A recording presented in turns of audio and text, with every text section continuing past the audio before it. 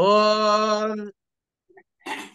పఠామి సంస్కృతం నిత్యం వదామి సంస్కృతం సదా ధ్యాయామి సంస్కృతం సమ్యక్ వందే సంస్కృతం మాతరం. గురుర్బ్రహ్మా గురుర్విష్ణు గురుర్దేవో మహేశ్వర గురుః సాక్షాత్ పరం బ్రహ్మ తస్మై శ్రీ గురవే నమః. జ్ఞానానందమయం దేవం నిర్మలస్ఫటికాకృతిం ఆధారం సర్వ విద్యానాం హయగ్రీవముపాస్మహే. శ్రీ గురుభ్యో నమః.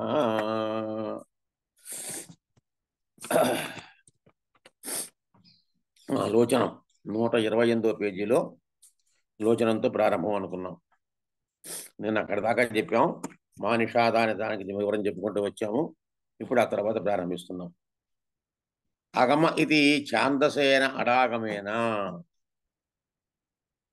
స ఏవా ఇది అపకా ఇత్యేవ ఏవకారేణ స ఏవా ఇది ఏవకారేణ ఇదమాహ నాన్య ఆత్మేతి తేన యథా పట్టనాయక. అగమము అని చెప్పాడు కదా. మా అగమ శాశ్వతి సమాహ అన్నాడు కాబట్టి అగమహ అని దాని గురించి అక్కడ అడాగమం వచ్చింది అని చెప్పుకుంటూ వస్తాడు. ఎక్కడో చూద్దాం అనంది. గమ్ములు కదా ధాతువు కదా, దాని మీద అడాగమం వచ్చిందేమో అని అంటాడు. శబ్ద ప్రాధాన్యం ఆశ్రిత్య తత్ర శాస్త్రం పృథగ్విదు అర్థయుక్తేన తుక్తంతు వదంతి ఆఖ్యానమేతయోః ద్వయోర్గుణత్వే వ్యాపార ప్రాధాన్యే కావ్యధీర్భవేత్ ఇది తదపాస్తం. వ్యాపారः హి యది ధ్వనాత్మా రసనా స్వభావः వ్యాపారः హి యది ధ్వనాత్మా రస స్వభావः తత్ న అపూర్వం ఉక్తం.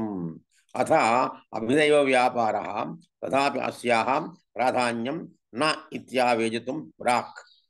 అగమ ఇది అగమ అంటే గమ్ గతవన ధాతువునకు లుంగులు మధ్యమ పురుష ఏకవచనం. అగమత్ అగమతాం అగమన్ అగమః అగమతం అగమతాం అగమం అగమావ అగమామ. అగమత్ అన్నాడు ఇక్కడ. అగమః మధ్యమ పురుష త్వం అగమః అన్నాడు. మధ్యమ పురుష ఏకవచనం అంటుంది. ఏకవచనం. లుంగు ధాతువుకు ముందు అట్ అనేది ఆగమంగా వచ్చి చేరుతుంది. చేరి అగమః అయినది అన్నాడు. అయితే మళ్ళీ ఇక్కడ మాంగ్ అనే ధాతువును మా అనే ధాతువును ప్రయోగించాడు కాబట్టి, అంటే మాంగ్ మా అనే ధాతువును ప్రయోగించినప్పుడు ధాతువుకు అడాగమం రాకూడదు అని ఏం చెప్పేట సూత్రం చెప్పాడు. నా మాంగ్ యోగి మాంగ్ అనే ధాతువు యోగమై కలిసినప్పుడు ఇది అడాగమం రాదు అని వ్యాకరణ శాస్త్రంలో చెప్పారట. మా గమహ అనాలిట. మా గమహ అనాలి అప్పుడు. అయితే ఇది ఆశ ప్రయోగం అవటం చేత చేర్చబడింది. మా గమహ అనాలి, కానీ ఇక్కడ అగమహానే అన్నాడు ఇది. అయితే ఎందువల్ల ఒప్పుకుంటారా, ఎందుకు ఒప్పుకుంటారు దాన్ని అంటే ఆశ ప్రయోగము. ఆశ ప్రయోగం అంటే ఆర్య వ్యవహారంబు దుష్టం పైనను గ్రాహ్యంబు అని ఒకసారి చెప్పాడు కాబట్టి ఒకటి. అలాగే మనం ఉత్తరాంచరితలో వాక్యం కూడా తీసుకోవచ్చు. వృద్ధాస్తే న విచారణీయ చరితాః అంటాడు. వృద్ధాః తే న విచారణీయ చరితాః. పెద్దలు కాబట్టి వాళ్ళ యొక్క చరిత్ర వాటి గురించి మనం ఏమీ ఆలోచించకూడదు, చర్చించకూడదు అని. అలాగే చరిత్రలు అంటే ఏమిటి, పెద్దవాళ్ళ చర్చలు ఏముంటాయి, ఇవే కదా, పుస్తకాలు రాయటమే కదా. కావ్య రచనలో ఎక్కడెక్కడ పొరపాట్లు వస్తుంటాయేమో కనుక వాటిని మనం పట్టించుకోకూడదు, వాటి గురించి ఆలోచన చేయకూడదు. వాళ్ళు చెప్పిందే మనం లెక్కేసుకోవాలి అని చెప్పి ఆర్య వ్యవహారంబు దుష్టం బైనను గ్రాహ్యంబు అని చెప్పినట్టుగా దీన్ని మనం తప్పేం లేదు, దానివల్ల మనకి తీసుకోవచ్చు అని. రామాయణాది ఆర్ష గ్రంథాలు కూడా వేదం వంటివి అని లౌకిక భాషకు చెప్పిన నియమాలు కొన్ని చోట్ల వాటికి వర్తించవని అంటారు. రామాయణం మొదలైన ఆర్షం కదా, ఋషి ప్రోక్తములు కదా అవన్నీను. తర్వాత ఇంకో కొంత అవన్నీను వేదంతో సమానమైనటువంటివి. రామాయణం చెప్పాడు కదా, స్పష్టంగా చెప్పాడు కదా. వేద ప్రాచేత సాదాసీత్ సాక్షాత్ రామాయణాత్మన అన్నాడు. వేద వేద్యే పరే పుంసి జాతే దశరథాత్మజే వేద ప్రాచేతసాదాసీత్ సాక్షాత్ రామాయణాత్మన. వేదమే రామాయణంగా వచ్చిందని స్పష్టంగా చెప్పాడు కాబట్టి వాటికి ఈ లౌకిక సంస్కృతానికి ఉండేటటువంటి ఈ నియమాలు కానీ, ఇందులో ఉన్నటువంటి వ్యవస్థలు కానీ ఇందులో ఉండవు అని చెప్పి మనకి చెప్పుకోవచ్చు. తప్పు లేదు దానికి అంటారు. అందుకు ఏంటి, దీని తర్వాత కదా పుట్టింది వ్యాకరణం అనేటువంటిది. ఏం చెప్పారు, వ్యాకరణం ఎలా పుట్టింది, వ్యవహారంతోనే పుట్టింది. వ్యవహారమే వ్యాకరణం తప్పించి వ్యవహారం లేకుండా వ్యాకరణం వచ్చిన తర్వాత పుస్తకాలు ఎవరు రాయలేదు, వాళ్ళు రాసుకుంటూ వెళ్ళిపోయారు. ఆ తర్వాత వ్యవహారం వ్యాకరణం వచ్చింది, దానికి ఇలాగే రచేసి ఇలా చేయంటే బాగుంటుందని చెప్పి. అందుకని ఏమవుతాయి, అక్కడక్కడ శబ్దాలకు వచ్చినప్పుడు మనకి 2-3 రూపాయలు వస్తుంది, 2 రూపాయలు వస్తుంటాయి మనకి. 2 రూపాయలు ద్వచనంలోనూ మనం ధాతువుల్లో రావు కానీ శబ్దాల్లో వస్తాయి. ధాతువుల్లో ఇబ్బంది రాదు కానీ శబ్దాల్లో ఇబ్బంది వస్తాయి. మన ధాతువులు కూడా వచ్చినాయి. గచ్చత గచ్చతాత్ అని చెప్పలా, 2 రకాలు చెప్పలా అక్కడ. గచ్చతు గచ్చతాత్ గచ్చతాం గచ్చంతు, గచ్చతాత్ గచ్చతం గచ్చత, గచ్చాని గచ్చావ గచ్చామ అన్నప్పుడు గచ్చతు వచ్చింది, గచ్చతాత్ కూడా వచ్చింది అక్కడ. గచ్చతాత్ అంటే అక్కడ ఏకవచనంలో ప్రథమ పురుషుడికి వస్తుంది, మధ్యమ పురుషుడికి వస్తుంది. ఇది ఎలా కుదురుతుంది అంటే అదంతే, అక్కడ వ్యవస్థను బట్టి దానికి సూత్రాలు ఉంటాయి. దానికి సూత్రాలు లేకపోలేదు, ఇంగ్లీష్ లాగా అంతే చెప్పే వీలు కాదు.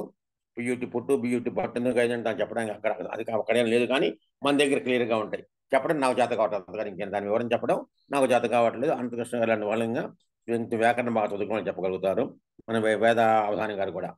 కనుక సంస్కృతంలో ఏమవుతుంది, అక్కడికి వచ్చేటప్పటికలాను ఆ ధాతు మనకి దీంతో కూడా శబ్దాల్లో కూడా వచ్చినప్పుడు మనకి ఒక దానికి 2-3 రూపాయలు వస్తూ ఉంటాయి. మమ మే ఆవయోహనౌ అస్మాకం నహ అని ఉంటుంది. మమ అనొచ్చు, మే అనొచ్చు, ఆవయోహ అనొచ్చు, నవ్వు అనొచ్చు, అస్మాకం అనొచ్చు, నహ అనొచ్చు, ఏదైనా సరే వస్తుంది అక్కడ అని అన్నారు అనమాట. కనుక ఇలాంటి రూపాలు ఎందుకు వస్తాయి అంటే ఆర్షం పూర్వంలో కొన్ని వ్యవహారాలు చేసి ఉన్నారు కాబట్టి. మనం అలాగే చెప్పుకుంటే కాత్యాయనాయ విద్మహే కన్యాకుమారి ధీమహి తన్నో దుర్గి ప్రచోదయాత్ అన్నారు. ఇది ఆర్షం, నువ్వు నేను రాసింది కాదు ఇది. కాత్యాయనాయ అని ప్రయోగం చేశారు. కాత్యాయని శబ్దం అది, ఈకారంతం. కాత్యాయన్యైచ విద్మహే అని చెప్పుకోవాలి, కన్యాకుమారి చ ధీమహే అని చెప్పుకోవాలి. కానీ ఏం చెప్పట్లేదు, కాత్యాయనాయ అని చెప్పారు. చతుర్థి మామూలుగా రాముని కొరకు అన్నట్టుగా రామాయ అన్నట్టుగా కాత్యాయనాయ అన్నారు. దీని వ్యవహారం మన వాళ్ళు దాన్ని సరి చేశారు, వ్యాకరణ ప్రకారంగా దాని తర్వాత సరి చేశారు అనుకోండి. కానీ ఇలాంటివి చూస్తే మనకు గబుక్కున తప్పనిపిస్తుంటాయి కదా. అలాగే కాకుండాను ఈ వీటిని కూడా పదము అనేటిది వేదాల్లో చెప్పినటువంటి వాక్యాలు కూడా కొన్ని చూసినట్టయితే పుంలింగానికి స్త్రీలింగ ప్రయోగాలు చేయడం జరిగింది, నపుంసలింగ ప్రయోగం చేశారు, నపుంసలింగాన్ని పుంలింగ ప్రయోగం చేశారు, పుంలింగ నపుంసలింగాల్లో. కానీ దాని వల్ల మనం వాటిని లెక్క వేయడానికి వీల్లేదు. ఎందువలన అంటే ఆర్ష వ్యవహారములు ఆ రోజుల్లో వాటి గురించి ప్రయోగ శరణం వ్యాకరణం, ప్రయోగమూల వైయాకరణాహ అంటారు. ప్రయోగాన్ని బట్టి చూశారు వ్యాకరణం వచ్చారు తప్పించి ప్రయోగం లేకుండా వ్యాకరణాన్ని ముందుగా వాళ్ళు నిర్ణయించి ఆ వ్యాకరణం చదువుకుని కాళిదాసు గారంత ప్రకారంగా వాళ్ళు రాయలేదు. వాళ్ళకి వచ్చింది రాసుకుంటూ పోయారు. అప్పటికే వారి యొక్క ముఖత ఆ వాణి, ఆ సరస్వతీదేవి సురుగతం వచ్చేసింది అంతే బయటికి. కనుక అది తప్పారయడం తర్వాత మనం ఆలోచించుకోవాలి. అందుకనే కొన్ని చెప్పాడు, కొన్ని చోట్లేంది ఇలాంటి కాళిదాసు ఆదేహ భగవగంజంతి అంటాడు. ఇలాగంటే కొన్ని ఒక పుస్తకంలో తన కావ్యాల్లో దోషాలు కాళిదాసు గారు చాలా మంది దాంట్లో చాలా దోషాలు ఉన్నాయి అని చెప్పుకుంటూ వస్తాడు. అలాగే శ్రీహర్షుడు రాసిన దాని గురించి చెప్పుకుంటూ వస్తాడు ఈయన. ఎవరెవరు ఔచిత్య విచార క్షేత్రుడు, క్షేమేంద్రుడు ఎవరో అనుకుంటా, క్షేమేంద్రుడు కాదు, శ్రీహర్షుడికి మేనమామ ఎవరో ఉన్నారట ఒక ఆయన పండితుడు. అంటే అవన్నీ దంతకథలే లేండి. ఆయన పట్టుకెళ్ళి తన పుస్తకం చూపించాట. నెక్స్ట్ దాన్ని చూసేవారంటే అరే రే కొంచెం ముందు పట్టుకొస్తేదే బాగుండేది అన్నట్ట. ఎందుకయ్యా అని అంటే ఏం లేదు, నేను దోష ప్రకటన రాశాను, ఆ దోష ప్రకటనలోకి ఉదాహరణలకు వెతుక్కున్నా, అక్కడక్కడ వెతుక్కున్నాను, నాకు ఈ పుస్తకం వెతుక్కోకుండా మొత్తం సరిపోయేవారు, ఒకేసారి కొట్టేసేవంటారా, బలాన శ్లోకం రాయని వెళ్ళిపోయేవారా అన్నట్ట. అంటే ఈయన శ్లోకాలన్నీ దోషభూయిష్టాలే అనే భావంలో ఒకరు వ్యాఖ్యానం చేశారు. నిజమని అంటలేదు, ఎందుకంటే నైషధం విద్వదౌషధం, విద్వాంసులకే ఔషధం లాంటిది. ఆరోసారి రాస్తే చేశాడు. అశేష సేముషి మోష మాషమస్నామి మాతులాన్ని మాషులాన్ని కూడా కల్పించాడని చెప్పి చమత్కారంగా చెబుతూ ఉంటారు. కనుక అవన్నీ తర్వాత ఆలోచిద్దాం. ఇక్కడ మనకి ఆర్ష వ్యవహారం వేదం వంటిదే అని లౌకిక భాషకు చెప్పిన నియమాలు ఇక్కడ కుదరవు అన్నారు. స ఏవా అంటే ఏవా అని ఏవకారం చేత రసమే కానీ మరేది కాదు, ఆత్మ కాదు అని చెబుతున్నాడు. అందుచేత భట్టనాయకుడు అన్నటువంటి శబ్ద ప్రాధాన్యం అనేటటువంటి దాన్ని నిరాకరించినట్టుగా అయిపోయింది ఇక్కడ మనకి. శబ్ద ప్రాధాన్యతి తత్ర అంటే శాస్త్ర ఆఖ్యాన కావ్యాలలో శబ్ద ప్రాధాన్యం, శబ్దానికి ప్రాధాన్యాన్ని ఆశ్రయించి శాస్త్రాన్ని పృథక్ వేరుగా విధువు చెప్పుతున్నారు. అంటే శాస్త్ర ఆఖ్యాన కావ్యాలలో శబ్ద ప్రాధాన్యాన్ని ఆశ్రయించుకుని శాస్త్రాన్ని మళ్ళీ వేరుగా చెబుతున్నారు అని. అంటే శాస్త్రంలో శబ్దానికి ప్రాధాన్యత ఉంటుంది, అర్థతత్వేన అర్థ ప్రాధాన్యంతో యుక్తంతో కూడినదైతే ఆఖ్యానముగా చెప్తున్నారు. అంటే శాస్త్రము అంటే శబ్ద ప్రాధాన్యము, ఆఖ్యానం అంటే అర్థ ప్రాధాన్యము అని మనకు అర్థం చేసుకోవాలి. ఏతయో ద్వయో శబ్దార్థము రెండింటికి కూడా గుణత్వే అప్రాధాన్యం ఉండగా, గుణత్వం అంటే గుణం అంటే ప్రాధాన్యం లేకపోవడం కదా, గౌణం తగ్గటం అప్రాధాన్యం ఉండగా, వ్యాపార ప్రాధాన్యే అంటే వ్యాపారానికి మాత్రమే ప్రాధాన్యం ఉండగా, కావ్యధీహి కావ్యం అనే బుద్ధి కలుగుతుంది అవుతుంది అన్నట్టు. అంటే ఈ విధంగా అక్కడ చెప్పాడు. అంటే మరి దానికి ఏం చెప్తున్నాడు, ఎవరు ఇంకొంచెం కావాలంటే వ్యాపారోహి రసన అంటే ఆస్వాదన స్వరూపమైన ధ్వనన స్వరూప వ్యాపారం ప్రధానమైనది అని నీ అభిప్రాయం అయితే కొత్త విషయం ఏది చెప్పినట్టు కాదయ్యా, అది మేము ఇంతకుముందే చెప్పాం కదా అని భావం. అది కాక నువ్వు అనేది అభిధా వ్యాపారం అయితే అలా అయినా కూడా ప్రాధాన్యత లేదు. ఎందుకంటే అని ముందే చెప్పేసాం మేము, అభిధ అయినప్పుడు దానికి సంబంధం లేదు అని. శ్లోకం యాచష్టే వివిధేతి వివిధం తత్తదభివ్యంజనీయ రస ఆనుగుణ్యేన విచిత్రం కృత్వా అనుగుణము ఆనుగుణ్యము తమ దుర్ధి అనమాట. విచిత్రం కృత్వా వాచ్యే వాచ్యకే రచనాయాంచ ప్రచ్ఛన్ ప్రపంచేన యత్ చారు శబ్దాలంకార గుణయుక్తమిత్యర్థః తేన సర్వత్రాపి ధ్వనసద్భావేపి న తథా వ్యవహారः ఆత్మసద్భావేపి క్వచిదేవ జీవన వ్యవహారः ఇత్యుక్తం ప్రాగేవ. తేన తేన ఏతత్ తేన ఏతత్ నిరవకాశం తేన ఏతత్ నిరవకాశం యదుక్తం హృదయదర్పణే సర్వత్ర తర్హి కావ్య వ్యవహారः స్యాత్ సర్వత్ర తర్హి కావ్య వ్యవహారः స్యాత్ అని చెప్పాడు. అంటే నిహత సహచరీతి విభావ ఉక్తః ఆకర్ణిత శబ్దేన అనుభావः జనితః చర్వణాగోచరత్వేన శేషः. అంటే నన్ను శోకచర్వణాతః ఇది శ్లోకः ఉద్భూతः తత్ ప్రతీయమానం వస్తు కావ్యస్యాత్మ ఇది కుత ఇత్యాశంకాః. శోకో హి ఇది కరుణస్య తచ్చర్వణాగోచర ఆత్మనః స్థాయి భావः శోకైః స్థాయి భావే ఏ విభావానుభావాः తత్ సముచితాः చిత్తవృత్తిః చర్వ్యమాణ ఆత్మా రస ఇది ఔచిత్యాత్ స్థాయినః రసతాపత్తిః ఇత్యుచ్యతే. ప్రాక్ స్వసంవిదితం పరత్ర అనుమితం చ చిత్తవృత్తిజాతం సంస్కారక్రమేణ హృదయ సంవాదం ఆదధానం చర్వణాయాం ఉపయుజ్యతే ఇది. దానికి వివరంగా వివిధేతి ఇక్కడ ప్రారంభించాడు. వివిధేతి అంటే వివిధేతి వాక్యాల చేత శ్లోకాన్ని వ్యాఖ్యానిస్తున్నాడు. వివిధం వ్యంజింపదగిన ఆయా రసాలకు అనుగుణంగా విచిత్రంగా ఉండేటట్లు వాచ్యమునందు వాచకమునందు అంటే రచన, వాచ్యం అని చెప్పబడేది, వాచకం అంటే రచన, దాని యందు వాచక రచనలోను అన్నమాట, రెండిట్లోను విస్తరింపజేయటం చేత ఏది అందంగా ఉంటుందో శబ్దార్థాలంకార గుణాలతో కూడినది అని అర్థము. అందుచేత ధ్వనం అనేది అన్ని చోట్ల ఉన్నా ఆ విధంగా వ్యవహారం లేదు. అనగా కావ్యం అని చెప్పటానికి ధ్వనం ఉన్నంత మాత్రమే చాలదు, దానితో పాటు శబ్ద అర్థ అలంకార గుణాది కూడా ఉండాలి, గుణాది యోగం కూడా ఉండాలి. శబ్దము అర్థము అలంకారములు వీటి గుణములు కూడా ఉండాలి అని భావం. ఆత్మ అంతటా ఉన్న జీవుడనే వ్యవహారం కొన్ని చోట్ల అంటే ఇంద్రియాది సహిత శరీరంలోనే ఉంటుంది అని మనకు చెప్పే ఉన్నాం. అందుచేత అంతటా కూడా సింహం లేకపోతే, అందుచేత ధ్వనం ఉన్నదల్లా కావ్యమైనట్టయితే సింహో మానవక అన్నప్పుడు కూడా కావ్య వ్యవహారం రావాల్సిందే, కానీ కావ్యం కాదది.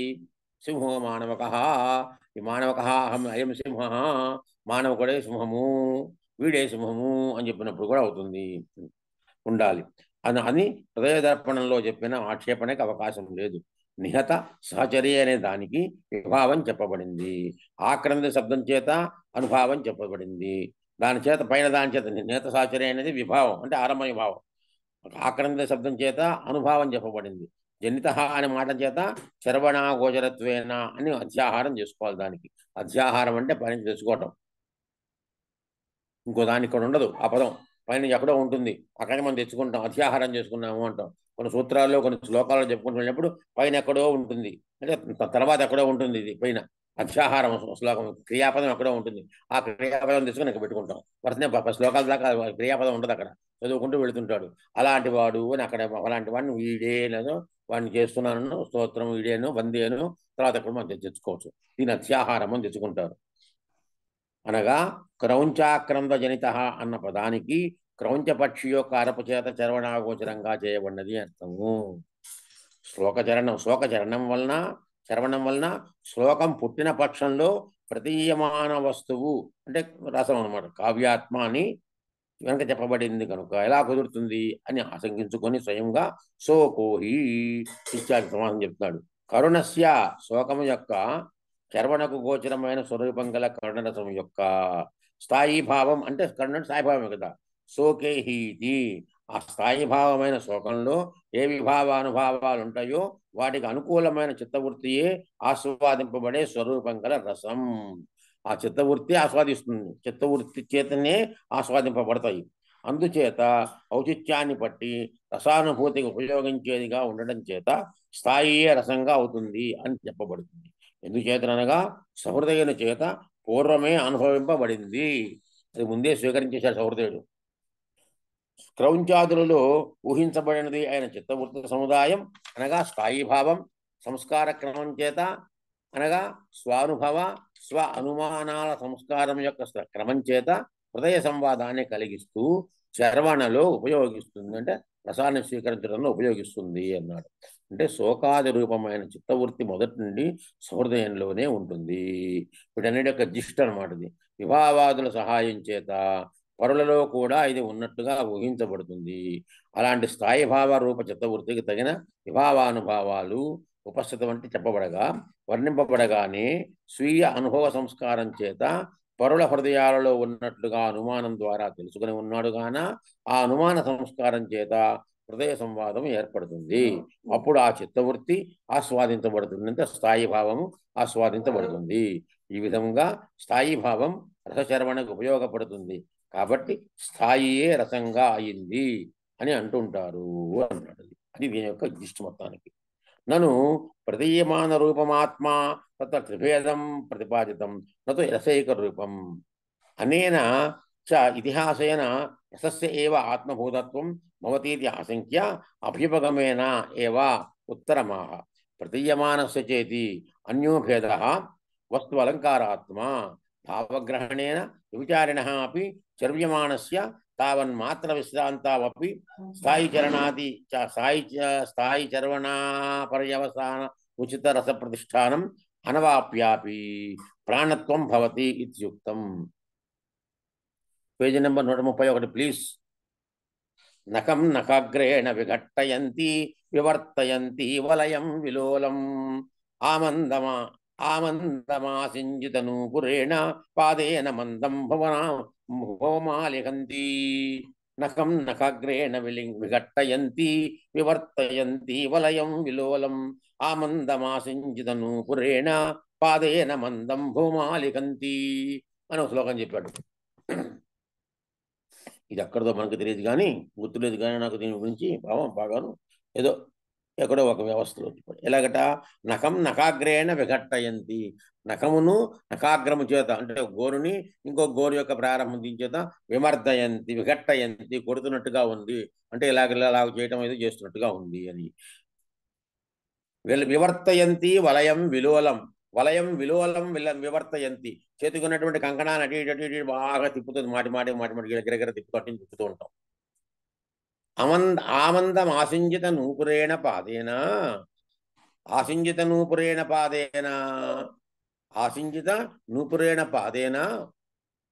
భువం మందం మందం ఆమంద్రం ఆలికంతి. కాలికి నూపురములు ఉన్నాయి, ఆ తల్లి కాలికి ఆ నూపురములను అటు ఇటు కదిలేటట్టుగా నేలను రాస్తోంది. నేలను రాస్తున్నప్పుడు బొట్టన వేలుతో అలాగలా రాస్తూ ఉన్న సందర్భంలో బొట్టన వేలుతో నేలను రాస్తూ ఉంటే ఆ నూపురములు కూడా కదులుతూ ఉంటాయి, శబ్దిస్తూ ఉంటాయి అనమాట. అవి కూడా కొంచెం మెల్లగా చిన్న శబ్దం వస్తుంది అనమాట. ఆ విధముగా ఉన్నటువంటిది అని వర్ణించాడు అక్కడ. అంటే ఇవన్నీ కూడా ఆవిడ యొక్క వర్ణనలు. ఈ వర్ణనలో మనకేం చెప్పాడు చిత్ర లజ్జాయాహ ఆమంద్రం ఆసింజిత నూపురేణ పాదేన మందం ధూమాలికంతి. కుమార సంభవంలో అనుకుంటా చెప్తాడు, తృతీయ సర్గలో అనుకుంటా బహుశాను మన్మథుడు వచ్చినప్పుడు ఎప్పుడో చెప్తాడు అక్కడ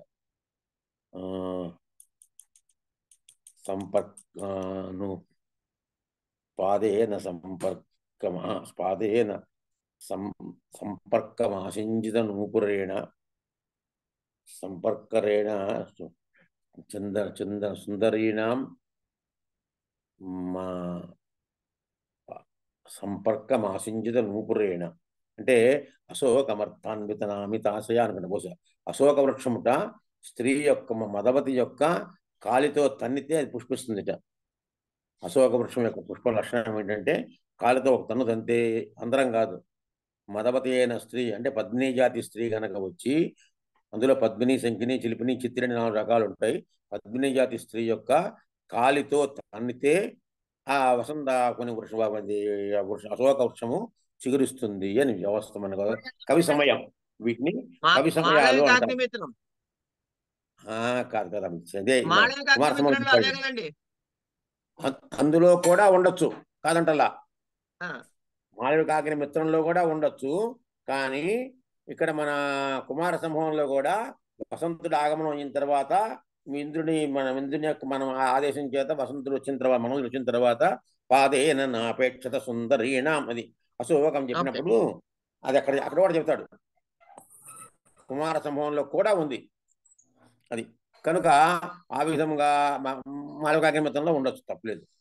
ఎందుకంటే ఆయనవి కదా, మహానుభావుడు కదా, కాళిదాసు గారి భావాలు అవే ఆయనవి. అలాగే ఇంకా కొంతమంది స్త్రీలు కొన్ని వృక్షాలట గండూషణం వేయాలట. మదవతి నోటి నిండా ఈ తాంబూలం వేసుకున్నటువంటి ఆ గండూషాన్ని ఉమ్మినట్టయితే దాని మీద, ఆ చెట్టు మీద ఉమ్మితే ఆ చెట్టు పుష్పిస్తుందిట. ఇవన్నీ మన శాస్త్ర ప్రకారాలు జరుగుతున్నవే. పైకి శాస్త్రం పైకి తెలియకుండా ఏదో మన కవి సంప్రదాయం అంటాం, కానీ వాటిలో కూడా కొంత శాస్త్ర విజ్ఞానం ఖచ్చితంగా ఉంటుంది, ఉండకుండా ఉండదు. కనుక అదే పాదేన నాపేక్షత సుందరీణాం అని తర్వాత ఈ విధంగా చెప్పడం చేత ఇక్కడ ఆమందం ఆశించిత నూపురేణ అన్నాడు. లజ్జాయా రసభావే శబ్దేన తదాభాస తత్ప్రథమావపి సంగృహీతావేవా అవాంతర వైచిత్ర్యేపి తదేకరూపత్వాత్ ప్రాధాన్యాదితి రసపర్యవసానాదిత్యర్థః తావన్మాత్ర విశ్రాంతావపి చ అన్యశాబ్దవైలక్షణ్యకారిత్వేన వస్త్వలంకారధ్వనేరపి జీవితత్వం ఔచిత్యాత్ ఉక్తమితి భావః. సమన్వయం చెప్పేట నన్వితి అంటే ప్రతీయమానమైనది ఆత్మ అని, దానిలో 3 భేదాలు ఉన్నాయని ప్రతిపాదించబడింది. కానీ అది కేవలము ఒక్క రసస్వరూపమైనదే అని ప్రతిపాదించడం లేదు కదా. ఈ ఇతిహాసాన్ని బట్టి చూస్తే రసం ఒక్కటే ఆత్మ అని చెప్పినట్టు ఉండదు కదా అని ఆశంకించుకొని దానికి అంగీకార రూపమైన సమాధానం ప్రతీయమానస్య అని ఇత్యాది వాక్యం చెబుతున్నాడు. అన్యభేదం అనగా వస్తు అలంకార రూపమైన భేదద్వయం అర్థము. రసభావముఖేన అని భావాన్ని గ్రహించడం చేత చర్వించబడే అంటే ఆస్వాదించబడే, చరవడం అంటే ఆస్వాదమే కదా. వ్యభిచారి భావం కూడా తావన్ మాత్రంలోనే విశ్రమించిన అనగా ఈ చర్మణతో ఆగిపోయినా స్థాయి భావ చర్మణ పర్యవసానం చెందడానికి ఉచితమైన రస ప్రతిష్టను పొందలేకపోయినా కూడా, అనగా రసచర్మణ వరకు వెళ్ళలేకపోయినా కూడా దానికి కూడా ప్రాణత్వం ఉంటుంది అని చెప్పబడింది. నఖం నఖాగ్రేణ ఇత్యాది శ్లోకంలో లజ్జారూప వ్యభిచారి భావానికి ఎట్లో ప్రాణత్వం ఎట్లో అట్లే శ్లోకానికి అర్థం. నఖాగ్రేణ నఖము యొక్క అగ్రభాగం చేత నఖాన్ని విఘట్టయంతి ఘట్టనం చేస్తూ, అంటే ఒక వేలి గోరు చివర భాగాన్ని 2వ చేతి గోరు చివరి భాగంతో కొంచెం చప్పుడయ్యేటట్టుగా క్రిందకి అదుముతూ, విలోలం వదులై కదులుతూ రాశారు. బాగుండాలేమో ఇక్కడ వదలటం, వదులు చూద్దాం, నాకు అవగాహన లేదు, తెలుగు మీద నాకు బాగా తెలియదు కాబట్టి వదులు పరివలయం కంకణాన్ని వివర్తయంతి ముంజేతి మీదుగా తిప్పుతూ, ఆమంద్రం చాలా మెల్లగా, ఆశింజిత నూపురేణ గలగల ధ్వని చేస్తున్న నూపురం చేత గల పాదేన పాదంతో భూమిని ఆలికంతి వ్రాస్తూ నిలబడింది. ఇక్కడ వలయం తిరుగుతున్నది అని చెప్పడం చేత ప్రియతముడు కనపడకపోవటం వల్ల కలిగిన కుశత్వం ధ్వనిస్తోంది. అక్కడ కూడా అంతే కదా, కాళిదాసు గారు చెప్పింది హస్తం ఏమిటి, కంకణం జారిపోయింది అన్నట్టు కూడా భ్రంశ హస్తాంతి కృష్ణకాంత వేగుణ స్వాధికార ప్రమత సేపేన అస్తంగమిత మహిమ వర్షభోగిన తస్మిన్నద్రౌ కథిత బలా విప్రయుక్త సకామి నీత్వా మాసాన్ కనకవలయ కనకవలయ భ్రంశరిక్త ప్రకోష్ఠ, కనకవలయ భ్రంశరిక్త ప్రకోష్ఠ. ఆ బంగారు కడియం చేతుల నుంచి జారిపోయింది ఆయనకి. అంటే జారిపోయిందని చూసుకోలేదన్నమాట. బంగారు కడియం జారిపోతేనే ఆయనకు చూసుకోలేకపోయాడంటే బంగారు కడియం ఎప్పుడు జారిపోతుంది? ఇది బాగా చేయి సన్నబడిపోతే జారిపోతుంది. అంత సన్నబడిపోయాడు, కుసించిపోయాడు. ఎందువల్ల అంటే విరహం చేత. ఇక్కడ కూడా అదే చెబుతుంది. ఇక్కడ కూడా ఆ అర్థాన్ని చెప్పడం జరుగుతోంది. వలయం తిరుగుతున్నదని చెప్పడం చేత ప్రియతముడు కనపడకపోవటం వల్ల కలిగి కుశత్వం ధ్వనిస్తోంది. మనిషి చిక్కిపోయింది. నగ విఘట్టన లేఖనాదులు అనుభవాలు, ప్రియతమ వార్తా శ్రవణాధికం విభావము, వీటి అన్నింటి చేత లజ్జ అనే విచారం విందించబడుతుంది. ఇది శృంగార రసంలో పర్యవసానాన్ని పొందకపోయినా, అనగా చివరికి శృంగార రస వింజనోక్తం కాకపోయినా హృదయ చర్వణాగోచరం అవడం చేత ప్రాణంగా ఉంది. లజ్జను మించి శృంగార వ్యంజనకు తగినవి మరేవి ఇక్కడ వర్ణించబడలేదు. శృంగారాలకు తగినట్టుగా ఏమీ కూడాను చెప్పలేదు. కానీ కూడా ఒక సిగ్గు ఒకటే చెప్పాడు. అయినప్పటికీ ఇది ఒక అందంగానే ఉంది. ఎందువలన హృదయులు కూడా దీన్ని ఆస్వాదించారు కాబట్టి. రసభావ శబ్దాల చేత రసాభాష భావాభాషాలు కూడా సంగ్రహించినట్లే వీటి ఆవాహత్వం చేత కొంత వైచిత్ర్యం ఉన్నా అవి కూడా రసభావ రూపాలే కదా, రసభావాలే కదా. ప్రాధాన్యాత్ అనగా రసంలో పర్యవసానం చెందటం వల్ల అని అర్థము. అనగా వస్తువుగానో అలంకారంగానో మాత్రమే ఉండగా రసంలో పర్యవసానం చెందడం చేత ఇతర శబ్దజన్య జ్ఞానం కంటే కొంత వైలక్షణ్యం కలిగిస్తుండటం చేత వస్తు అలంకార ధ్వనులు కూడా ఔచిత్యాన్ని పురస్కరించుకొని జీవితంగా చెప్పబడ్డాయి. వస్తు అలంకార ధ్వనులు కూడా ఔచిత్యాన్ని ఔచిత్యం ప్రకారంగా దాన్ని పురస్కరించుకొని అవి జీవితము, కావ్య జీవితము. జీవితం అంటే కావ్య జీవితం అంటే ఆత్మే, జీవనం అంటే ఇదే కదా. ఇక్కడ ఏం చెప్పారు? ధ్వన్యాలోకంలో తర్వాత మళ్ళీ వచ్చారు. సరస్వతి స్వాదు తదర్థ వస్తున వస్తు తదర్థ వస్తు, సరస్వతి స్వాదు తదర్థ వస్తు నిష్యందమానా మహతాం కవీనాం అలోక సామాన్యమవ్యనక్తి పరిస్ఫురంతం ప్రతిభా విశేషం. సరస్వతి స్వాదు తదర్థ వస్తు నిష్యందమానా మహతాం కవీనాం అలోక సామాన్యమభివ్యనక్తి పరిస్ఫురంతం ప్రతిభా విశేషం అని చెప్పడం చేత స్వాదు తదర్థవస్తు, స్వాదు తదర్థవస్తు నిష్యందమానా మహతాం కవీనాం సరస్వతి అది. స్వాదు తదర్థవస్తు నిష్యందమానా మహతాం కవీనాం సరస్వతి అలోక సామాన్యం పరిస్ఫురంతం ప్రతిభా విశేషం, అలోక సామాన్యం పరిస్ఫురంతం ప్రతిభా విశేషం అభివ్యనక్తి అని మనం దానికి అన్వయక్రమం కూడా చెప్పుకోవచ్చు. స్వాదు తదర్థ వస్తు, స్వాదువైనటువంటి అందులో ఉన్నటువంటి అర్థంతో కూడినటువంటి ఆ వస్తువు, అర్థం వస్తువు నిశ్చందం అంటే ప్రవహించడం, అందులో కారటం. మహతాం కవీనాం సరస్వతి, గొప్పవారి యొక్క సరస్వతి, మహాత్ముల యొక్క గొప్ప కవుల యొక్క సరస్వతి వాక్యములు అలోక సామాన్యం, సామాన్య లోకంతో మామూలు లోకంతో అలౌకికమైనటువంటి పరిస్ఫురంతం ప్రతిభా విశేషం, ప్రకాశిస్తున్నటువంటి ప్రతిభా విశేషాన్ని బయటికి పడుతుంది అని చెప్పడం. అంతే. వస్తుతత్వం నిశ్చందమానా మహతాం కవీనాం భారతి అలోక సామాన్యం ప్రతిభా విశేషం పరిస్ఫురంతం అభివ్యనక్తి. ఏన అస్మిన్ అతి విచిత్ర కవి పరంపరావాహిని సంసారే కాళిదాస ప్రముఖయ ద్విత్రా పంచశావా మహాకవయో గణ్యంతే. దీని చేత కాళిదాసాదయ, కాళిదాసు మొదలైనటువంటి మహానుభావులు ప్రముఖయ వర్ధైన వాళ్ళు ద్విత్రా పంచశావా, ద్విత్రాహ ద్వౌవా త్రయోవా ద్విత్రాహ ఇద్దరు ముగ్గురు కానీ, పంచశాహ పంచవా షడ్వా పంచశాహ ఐదుగురు కానీ ఆరుగురు కానీ, ఇద్దరు ముగ్గురు కానీ, మహా అయితే 5-6 కనుక ఎక్కువ మంది ఉండర్రా. మనం ఇద్దరు ముగ్గురు అంటాం, అలాగే 5-6 అంటాం.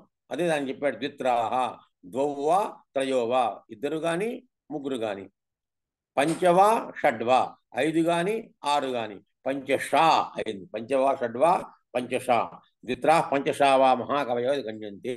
ఇలాంటి దాంట్లో అతి విచిత్ర పరంపర కవి పరంపర వాహిని కావ్య సంసారే.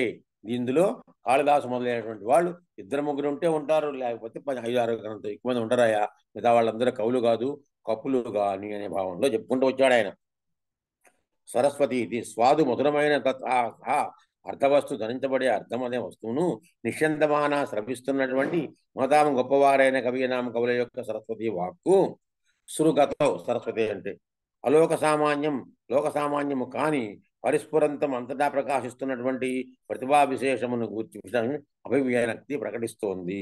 అంటే ఆ వస్తుత్వాన్ని ఆ వస్తుతత్వాన్ని మహాకవుల భారతి లోక సామాన్యం కాని ప్రకాశిస్తున్న ప్రతిభా విశేషాన్ని ప్రకటిస్తుంది. అతి విచిత్రమైన కవి పరంపర ప్రవహించే ఈ సంసారంలో ఏ ప్రతిభా విశేషం ఉండటం చేత కాళిదాసు మొదలైన వారు 2, 3, 5, 6 మహాకవులుగా పరిణింపబడుతున్నారు అని చెప్పి ఏవం ఇతిహాసముఖేన ప్రతీయమానస్య కావ్యాత్మతాం ప్రదర్శ్య స్వసంవిత్సిద్ధమప్యేతి స్వసంవిత్సిద్ధమప్యేతదితి దర్శయతి సరస్వతీతి వాగ్రూపా భగవతి ఇత్యర్థః. భగవతి ఇత్యర్థః. వస్తుశబ్దేన అర్థశబ్దం తత్వశబ్దేన చ వస్తుశబ్దం చ వ్యాచిష్టే నిశ్చందమానా ఇది దివ్యమానందరసం స్వయమేవ ప్రశ్నువానా ఇత్యర్థః. యదా భట్టనాయకः వాగ్ధేనుర్దుగ్ధ ఏతం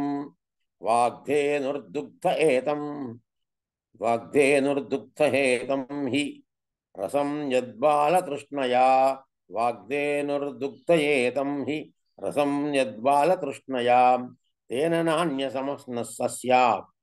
నాన్యసమస్స్యాత్ దృశ్యతే యోగిభిర్యః. తేన నాన్యసమః స్యాత్ దృశ్యతే యోగిభిర్యః. యః ఏదైతే సహ అది ఏమిటది వాగ్ధేనుర్దుగ్ధ ఏతం హి వాగ్ధేను ఏతం దుగ్ధం యత్ బాలతృష్ణయ వాగ్ధేను ఏతం రసం రసం అనగా ఉపమానం రసం ద్వితీయాంతం ద్వితీయ విభక్తి ఏతం రసం వాగ్ధేను యత్ బాలతృష్ణయా దుగ్ధే దుగ్ధ ఏతం దుగ్ధే అంటే క్రియాపదం అది. దుగ్ధే అనేటువంటి దుగ్ధ అని కాదు దుగ్ధే అనుకోవాలి మనం. బాలతృష్ణయ తేన అస్య సమః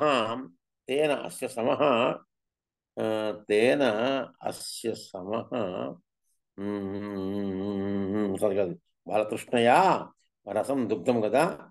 తేన యః ఏదైతే ఉందో యోగిభిః యోగుల చేత యోగిభిః దృశ్యతే తేన యః యోగిభిః దృశ్యతే అస్య సమః అస్య సమః న స్యాత్. అది సహా అస్య సమః న స్యాత్. అది ఇక్కడ మనకి అన్వయక్రమం చెప్పుకుందాం. దీనికి ఇక్కడ దీనికి అర్థం కూడా ఇది కూడా ఇక్కడ చూద్దాం. అన్ని 130 పేరు చూడండి. వాగ్ధేను ఇది వాక్కు అనే ధేనువు ఏతం రసం ఈ రసాన్ని యత్ ఏ కారణం వలన బాలతృష్ణయ సుహృదయుడనే లేగదూడయందు ఉన్న జ్ఞానం చేత దుగ్ధే స్వయంగానే చెబుతుందో క్రియాపదం. తేన ఆ కారణం చేత యహ ఏది యోగిభిః యోగీశ్వరుల చేత దృశ్యతే వెతకబడుతుందో సహా అది అస్య దీనికి సమానాన్ని నహి కాదు కదా. అంటే స్వయముగా ఇచ్చేటటువంటి దానికన్నాను బలవంతాన్ని తీసుకోబడితే దాంట్లో అంత రసం లేదు కదా అని చెప్పడం. వాగ్ధేను వాక్ అనేటువంటి ధేనువు అన్నాడు. బాలతృష్ణయ బాలుడు అంటే పిల్ల అంటే తన యొక్క దూడకి ఇచ్చినట్టుగా తన ఆవు ఎలాగైతే తన దూడకి పాలిచ్చినప్పుడు స్వయముగా చెబుతుందో ఆనందంగా పాలిస్తుందో ఆ విధంగా ఇది అవుతుంది. లేదు బలంతో లాక్కునేటైతే యోగిభిః యత్ సాధు అంటే దాన్ని ప్రయత్నం చేసేటువంటి వాళ్ళు దాన్ని కొంచెం ఏదో దాని కవిత్వాన్ని ఏదో అటు పెట్టి ఇటు పెట్టి కష్టపడి సంపాదించిన వాళ్ళలో అంత తృప్తి ఉండదు. అంటే ఆవు తన పిల్లలకి ఇస్తున్నాను అనేటువంటి ఆనందం చేత తృప్తి చేత స్వయముగా చెబుతుంది. అది ఆవు చేపడం కోసమే దూడ చచ్చిపోయినా కూడా ఆ దూడ చర్మంలో గడ్డి పెట్టేసేసి దాని ముందు అలా పెడుతూ ఉంటారు తెచ్చి అక్కడ దూరంగా. అందేటట్టుగా దానికి అందుతూ ఉంటుంది అనమాట. అదిగో నా దూడ చెబుతుంది అనమాట. అంత మోసం చేసి మనం లాగేస్తున్నాం దాని దగ్గర, పాలు లాగేసుకున్నాం మోసంతోనే. తదావేశేన వినా ప్రాక్రాంత్యా హి యః యోగిభిః దుష్యతే అత ఏవ యం సర్వశైలః పరికల్ప్య వత్సం మేరౌ స్థితే దోగ్ధనిదోహ దక్షే భాస్వంతి రత్నాని మహౌషధీశ్చ పృథూపదిష్టాం దుదుహుర్ధరిత్రీం అని కుమార సంబంధంలో చెప్పినట్టుగా, కాళిదాసు గారు చెప్పినట్టుగా మా పద్మసరకులోనే యం సర్వశైలః పరికల్ప్య వత్సం, మొదటిది అచ్యుత్తరస్యాం అచ్యుత్తరస్యాం దిశి దేవతాత్మా హిమాలయో నామ నగాధిరాజ పూర్వాపరౌ వారినిధి విగాహ్య శతః పృథివ్యా ఇవ మానదండ అని చెప్పాడు అక్కడ కాళిదాసు గారు మొదటిది. రెండో శ్లోకంలోనే యం సర్వశైలాః, యం దేనినైతే అన్నాడు. ఎవరంటే ఆ హిమాలయం గురించే చెప్పాడు. సర్వనామ వేసం చెప్పుకుంటాడు. యం సర్వశైలాః, యం అంటే ఏ హిమవత్తునైతే సర్వశైలాః వత్సం పరికల్ప్య దోగ్ధరి దోహదక్షే దోగ్ధరి మేరౌ స్థితే సతీ రత్నాని భాస్వంతి మహౌషధీశ్చ పృథు ఉపదిష్టాం ధరిత్రీం దుదుహు అని మనం చెప్పుకోవచ్చు. అందరికి తెలిసిన శ్లోకమే, ఇంకేం చెప్పక్కర్లా. అంటే ఆ హిమవంత్ పర్వతాన్ని దూడగా చేసి ఆ మేరు పర్వతాన్ని ఏం చేశారు, మేరౌ స్థితే దోగ్ధరి దోహదక్షే, వాళ్ళు పితికే వాళ్ళలాగా చేసి దోహదక్షే దోగ్ధరి అంటే దోహదం చేసేటానికి తగినట్టుగా, దర్శనం అంటే పాలు పెతకడానికి సామర్థ్యం అనేటువంటిది. అందరూ పాలు పెతకలేరు. ఆవుల దగ్గర గేదెల దగ్గర కొందరు మాత్రమే పెతకగలుగుతారు. ఆ పాలు ఆవులు గేదెలు కూడా కొందరికి మాత్రమే అవి అనుకువగా లుంగి ఉంటాయి. మిగతా వాళ్ళకి తసన్నతలు పారేస్తాయి. ఒక మంది ప్రకాశించే రత్నాములను వీటన్నిటిని కూడాను పృథూపదిష్టాం, పృథువు చేత మహారాజు చెప్పబడినది కాకుండా దరిద్రం దుదుహు, అందుకనే దానికి భూమి అని వచ్చింది, పృథ్వీ అయింది. పృథు మహారాజు చేత చెప్పబడింది కాబట్టి అది పృథ్వీ భూమి అయింది. అలాగే దరిద్రం దుదుహు, భూమిని పితిగారు అంటే భూమిని ఏమో ఒక ఏం చేశారు, ఆవులాగా చేశారు. భూమాతని ఆవులాగా చేశారు. అందుకనే గోపదానికి భూమి అర్థం వస్తుంది, ఆవు అర్థం వస్తుంది. కనుక ఆ భూమికి పితికారు. ఎలా పితికారు అంటే దానికి దూడ కావాలి కదా పాలు పితకడానికి. త్వత్సం పరికల్ప్య, ఎవరిని హిమోత్పర్వతాన్ని దూడగా చేసుకున్నారు. ఎలాగ చేశారు, పితికిన వాళ్ళు ఎవరయ్యా, మేరు పర్వతమే పితికేవాడుగా తయారైంది. ఏమొచ్చినాయి దానికి, ఈ రత్నములు ఔషధులు ప్రకాశించేటువంటి పని కూడా బయటకు వచ్చినాయి. అంటే ఉద్దేశం ఏంటి, హిమోత్పర్వతములో ప్రకాశమానమైన రత్నములు ఉన్నాయి, ఎక్కువగా ఉన్నాయి, ఔషధులు ఎక్కువగా ఉన్నాయి అని చెప్పడం. దానికి ఏం చెప్పారు కవి చమత్కారంగాను అంటే, ఆ గోమాత తనకు నచ్చినటువంటి తన కుమారునికి ఇచ్చేటప్పుడు ఎక్కువగా తను స్వయంగానే అందిస్తుంది, ఎవరు పట్టం చేయకుండా. అంటే ఎక్కడ చూసినా సరే రత్నములు ఔషధులు బాగా హిమోత్పర్వతం మీద ఎక్కువగా ఉన్నాయని చెప్పడం. ఇందులో అసలు పిండితార్థం ఒక పదం. దానికి చమత్కారంగా దీన్ని ఎలా చేసి ఆవు చేత పిండించారు, ఎవరు పృథు మహారాజు, ఇవన్నీ చెప్పడం చేత మనకి ఏమైంది కూడా చమత్కార అర్థం వచ్చింది అనమాట.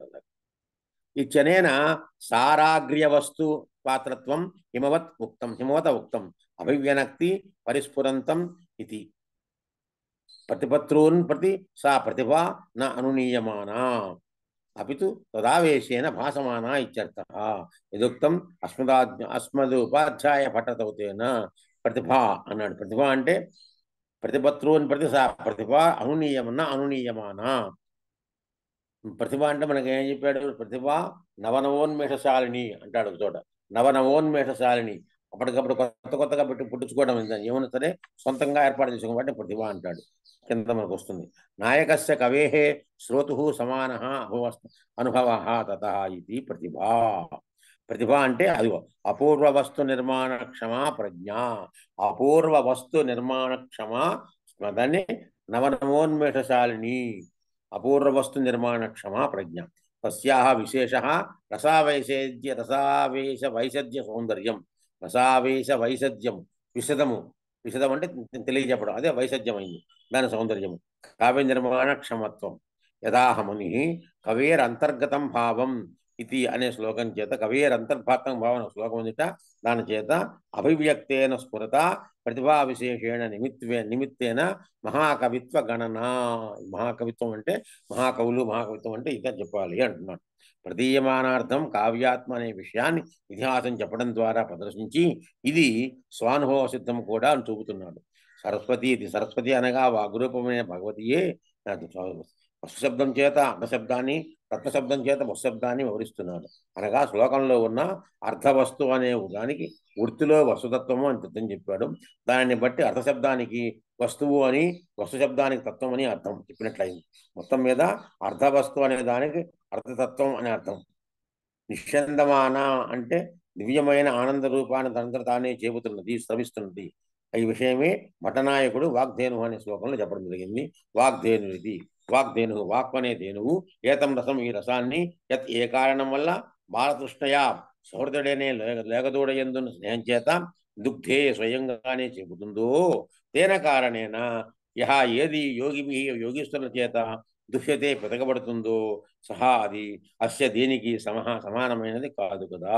అంటే సరస్వతి దేవి వాడంతా అది ఇచ్చిన దానికి నువ్వు ప్రయత్నం చేసిన దానికి. అంటే యోగీశ్వరులు అంటే మన ముక్కు మూసుకుని కూర్చుని యోగేశ్వరులకు అర్థం చెప్పుకోకర్ల మనం, దాని మీద ప్రయత్నం చేసేటువంటి వాళ్ళు అంటుంది. అంటే సరస్వతి వాక్యం అందుకే చెప్పాడు, కవిత వనితా చేయవ కవిత వనితా చేయవ స్వయమేవ ఆగత వరం అంటాడు. కవిత వనితా చేయవ స్వయమేవ ఆగత వరం బలాదాకృష్యమాణా హి సరసో విరసాయతే అని ఒక శ్లోకం. కవిత వనితా చేయవ, కవిత్వం కానీ వనిత కానీ స్త్రీని కానీ స్వయమేవ ఆగత వరం, వాడంతటా వాళ్ళు వస్తేనే ఇది ఆనందం శ్రేష్టమైనటువంటిది. బలాదాకృష్యమాణ, మనకు బలంగా లాక్కొస్తే అది సరసా విరసాయతే, సరసం కదా పూర్తిగా విరసంగా మారిపోతుంది అని చెప్పాడు. అందుకని కవిత్వం కూడా అంతే, మనంతా రావాలి తప్పించి ఏదో కూర్చొని ప్రయత్నం చేస్తాం, లాక్కొస్తాం, ఆక్షరం పడతాం అంటే అంత సుందరంగా రాదు. ఏదో కవిత్వం రాస్తున్నాడు తప్పించి అక్షరాలు కలుపుకుంటూ పెడుతున్నాడు, కానీ దాని కవిత్వం అనే అవకాశం లేదు. దాన్ని కవిత్వం అనం, ఏదో కలుపు రాసుకుంటూ వచ్చాడు, రచన, ఏదో ఒక రచన, ఏదో ప్రక్రియ అంతే అని చెప్పుకుంటాను తప్పించి. అలాగే స్త్రీ కూడాను స్వయంగా వస్తేనే ఆనందం తప్పించి అలాగా ఆకర్షించినట్టయితే అది ఇంకేదో అవుతుంది అని దానికి మనం చెప్పుకోవచ్చు. ఇదేమో ఎక్కడో జరిగింది. అది హఠయోగాది ప్రక్రియ చేత అది యోగులకు ఇది పితకబడుతుందో అని చెప్పారు. సహృదయుడి అనే లేగదూడ మీద ఉన్న స్నేహం చేత వాగ్ధేనువు స్వయంగానే రసం చేపి పైకి కారి వచ్చేటట్టుగా చేసి తాగిస్తుంది. యోగీశ్వరులు కూడా రసాస్వాదం పొందుతారు, కానీ వాళ్ళు శ్రమపడి పిదుకుకొని త్రాగే రసానికి ఈ రసానికి పోలిక లేదు అని శ్లోకభావం. తదావేశేన వినాపి అన్నదానికి వ్యాఖ్యాతలు రసావేశం లేకపోయినా అర్థం చెప్పారు. అంతకంటే ఆ ధేనువు యొక్క స్నేహావేశం లేకపోయినా అంటే బలవంతంగా ఆక్రాంత్యాపి పిండిన రసం అని అర్థముయుక్తంగా ఉంటుంది. అత ఏవేతి, అందుచేతనే ఎం సర్వశైలా ఇత్యాది శ్లోకంలో హిమవంతుడు సారం చేత శ్రేష్టమైన వస్తువులకు పాత్రుడైనట్టు చెప్పబడింది.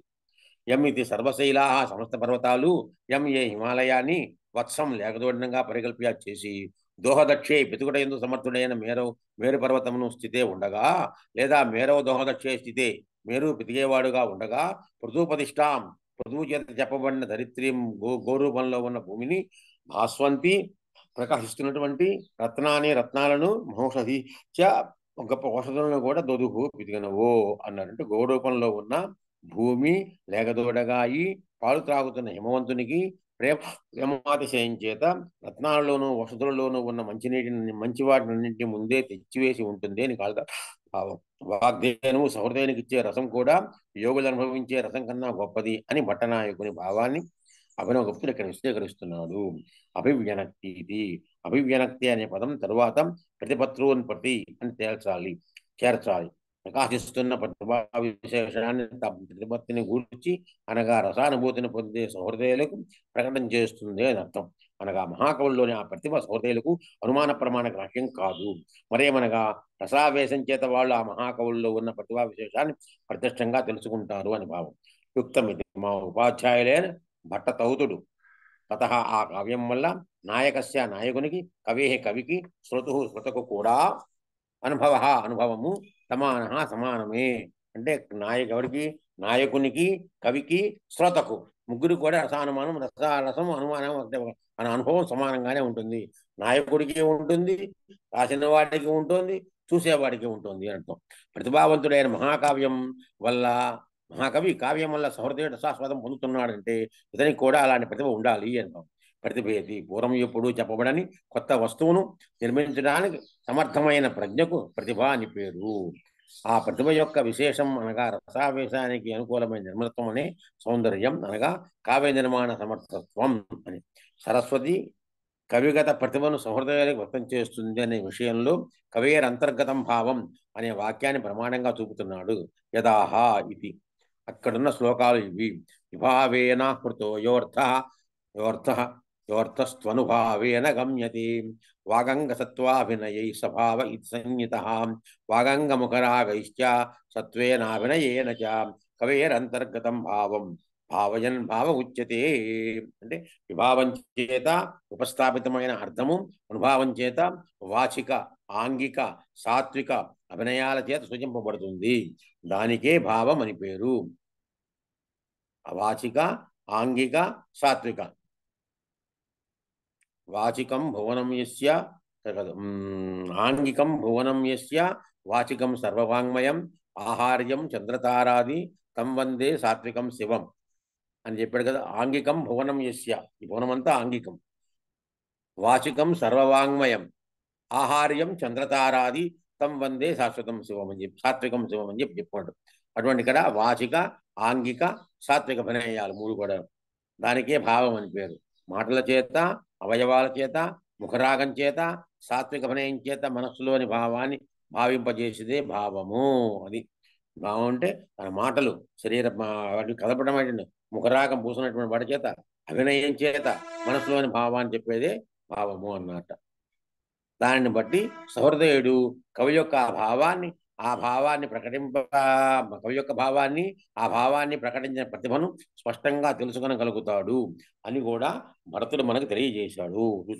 ఏనేది అభివ్యక్తమై ప్రకాశిస్తున్న ఏ ప్రతిభా విశేషం అనే నిమిత్తం చేతనే మహాకవులుగా జరుగుతుందో అని భావము అని చెప్పుకుందాం. ఇక్కడికి ఆపుకుందాం. మరి ఇంత రాయరవాలి నేను. స్వస్తి శ్రీ గురుభ్యో నమః. ఇక్కడికి 136వ పేజీలో ధ్వన్యాలోకం వరకు వచ్చింది. దీనికి ఏమంటారు, బాలానందని కూడా పూర్తయిపోయింది ఇక్కడికి. అక్కడి నుంచి మళ్ళీ ధ్వన్యాలోకం కారికి చెప్పుకోవాలి, ప్రారంభించి 7వ కారికి చెప్పుకోవాలి. 135, 136 అంటే ఇక్కడికి మనకి కరెక్ట్గా సగం కావ్యం మనం శాస్త్రం పూర్తయింది. ఈ పుస్తకంలో 269, 270 పేజీలు అనుకుందాం. అంటే 135 అయినాయి కరెక్ట్గా. ఇప్పటికి సగమైంది. బహుశా 20 పాఠాలు అయినాయా ఇందులో 20 పాఠాలు. 19 పాఠమా.